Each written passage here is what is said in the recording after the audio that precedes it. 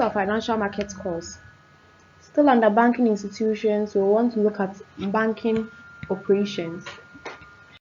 So by the end of this session, you should be able to explain the primary elements of a bank's financial statement, explain how banks' liquidity occurs through their assets and liabilities, as well as describe the asset liability management activities of a bank. We want to start with banking operations. So we've learned that the fundamental activity that banks engage in is to take deposits from savers and then convert their savings into loans for borrowers. And this is commonly known as intermediation. So intermediation means that banks are the connectors between savers and borrowers. Savers do not leave their monies with a bank for too far a long time at any point in time. Take for example your personal bank account or your mobile money wallet.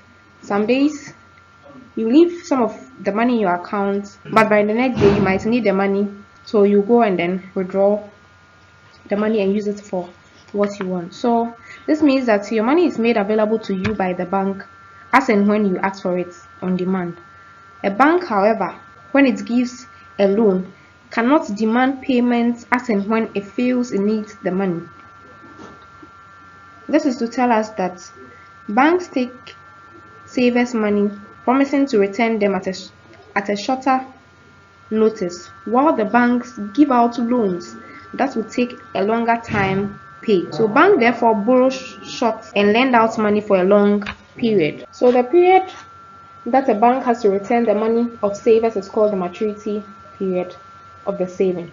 Likewise, for a loan, the period of time the banks give the borrower to repay the loan is the maturity period of the loan.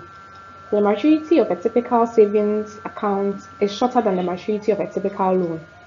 Banks are therefore in a situation of a maturity of mismatch always, and the banks also borrow for a short maturity period and lend for a longer maturity period, and this is what is known as maturity mismatch. So customers' deposits represent the biggest liability item on the bank's statement of financial position. So given the basic accounting equation where we have asset is equal to capital plus liability, we are saying here that customers' deposits represent the biggest liability items on the bank's statement of financial positions. And deposits are basically classified into savings accounts and the current account. So for the statement of the financial position of the banking equation, we want to look at some of the items on the asset side and then some items on the liability side of the accounting equation. So for the asset side, we have items like reserves and cash items, and we have also dues from other banks. We have loans and advances as well as investments. So all these items I just listed goes to the asset side of the financial statements of a bank. And for the liability aspect, you have customer deposits, other current liabilities, borrowings, and then the stated capital. So we want to look at the difference between the savings account and the current account. So savings accounts are banks' main sources of funds for their lending activities, and current account balances are also classified as savings, but these balances are not as much as the savings accounts. So current accounts are not also interest bearing, but savings accounts are interest bearing. So the main difference between the savings and the current accounts is the lack of interest between savings accounts and the current account. So as I've earlier stated, for a current account you do not earn any interest on them, but for a savings account, after a number of months, a number of years, depending on the conditions that the customer and then the bank specifies, there's an interest that accrues on the amount that is being saved. Loans and other advances represent the largest asset items on the balance sheet of a bank. Loans also represent the channel through which banks are able to contribute to economic activities in the economy. When banks perform their lending functions well, we are saying that financial resources are allocated to productive activities that create jobs and boost economic productivity. Reserves and cash items represent money at bank vaults that are available for withdrawals by deposit customers and also by borrowers.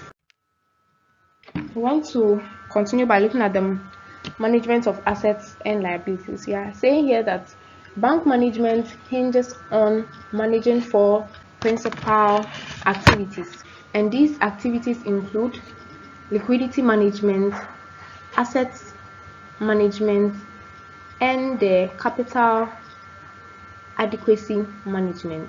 We have already explained the maturity mismatch problem, where banks lend out on a longer maturity period to customers, while customers demand for their money within shorter periods. So we are saying that a bank must meet its liquidity needs in a number of ways. And first, the bank can sell its securities to raise cash to meet withdrawal demands of customers. And also, the bank can also borrow from other banks or from other financial institutions. And so due to the maturity mismatch problems, it can happen that the bank may not have enough funds to meet the short-term requirements of depositors. Some people may want their money as soon as possible. They might have deposited a few days ago. The bank might have used it for something and realize that they'll come back and then they need it for an activity. And we are saying here that the bank can sell its securities, that is the bond, the stocks that it has invested in other companies, to raise cash to meet the withdrawal demands of the customers, as well as it can borrow from other banks or even the central bank, which is known as the lender of the last resort of bank. So another option readily available to the bank is also to call in the bank's loan or to sell off the loan so as to meet the liquidity needs of its customers. So selling off loans means that a bank would transfer its loans to another bank as if the customer has made an earlier payment. This means that the bank would pass on whatever payments the customer makes to other banks to which it sold the loan, just so that it will be able to meet its liquidity needs. So the other component of bank management is asset management. So loans are the key asset class of banks. So asset management basically focuses on obtaining the best returns on the loans and other earning assets.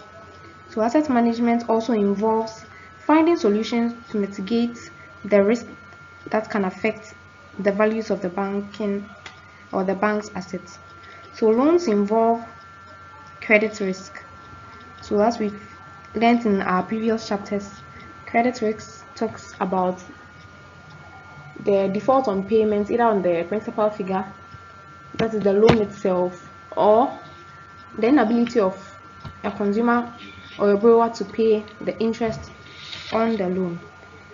So if interest rate rises, the value of a bank's holdings of securities also reduces. So banks address credit risk by lending to borrowers with low default risks and who can at the same time pay reasonable interest rates on their loan. We also want to consider liquidity management. So liquidity management is the third aspect of bank management. So with liquidity management, we are saying that deposits in banks are made through their lending activities. So lending is the activities from which banks make the most money. So through lending, banks are able to make a lot of money, and this means that to ensure that banks are more profitable, banks need to raise more deposits to enable them grant loans on which they can make gains. So depositors may not leave their monies with the bank for too long. So no interest is paid on savings accounts. Interest on savings accounts is a cost to banks. Thus, the liabilities of the bank also needs special attention. Another option to raise deposits is the issue of certificates of deposits, and this helps the bank to raise enough funds to meet its liquidity needs as well as help in its day-to-day operations with its consumers. So bank capital is a cushion against losses from loans. When bank capital is not enough to cushion against bank losses, the bank will be considered insolvent. So bank insolvency means that the bank is not able to repay the deposits and other liabilities. In such a situation, the bank is deemed failed and its assets would be sold to repay its liabilities. So as we have heard in the other sessions before, or one of the key things needed for a bank to obtain a license is a minimum capital. So we are saying that in the case where the bank has tried all the other options and is unable to meet its liquidity needs, the bank finally falls on its capital, the minimum capital, to solve its insolvency problems. So if the bank even acquires the minimum capital and is still not able to meet its liquidity needs, the bank is deemed as failed and it creates a bad image for the bank.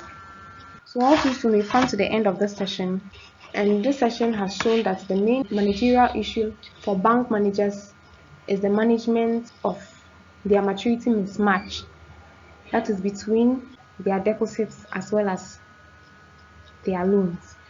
And we've learned that the banking business is principally about managing liquidity, liability, assets, and capital. Thank you and see you in our next session. Bye.